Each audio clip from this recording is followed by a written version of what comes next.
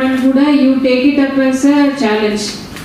మీ దగ్గర ఉన్న ఇప్పుడు A category, B category, C category ఇప్పుడు చెప్పి ఉన్నారు కదా, మీకు ఇప్పుడు హాస్టల్ విజిట్ వస్తున్నప్పుడు చూస్తాము ఎంతమంది మీరు సి కేటగిరీగా ఉన్నారు, కేటగిరీలో ఉన్న వారు ఎంత మార్క్స్ తీసుకున్నారు అన్నది వెరిఫై చేస్తాం. It's a continuous process.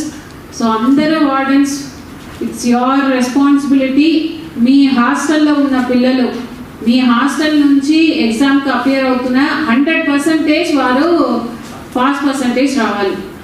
No 90%, no 99%. I want 100%, both 10th standard and the intermediate. SSC and intermediate. Intermediate చూస్తే చాలా స్టేట్లోనే ఇప్పుడు ఎగ్జామ్ రాబోతుంది. సో ఈ ఏదైతే ఎక్స్ట్రా క్లాస్ పెడుతున్నామో ensure that is very effective and proper. మీరు ఫోకస్ చేస్తే తప్ప రాదు, బికాస్ దే ఆర్ హాస్టల్లో ఉన్నవారు. So ultimately they are your responsibility. So మీరు ఎంత బెస్ట్ ఎఫర్ట్స్ మీరు పెట్టగలుగుతారో అది పెట్టి 100% రావాలి.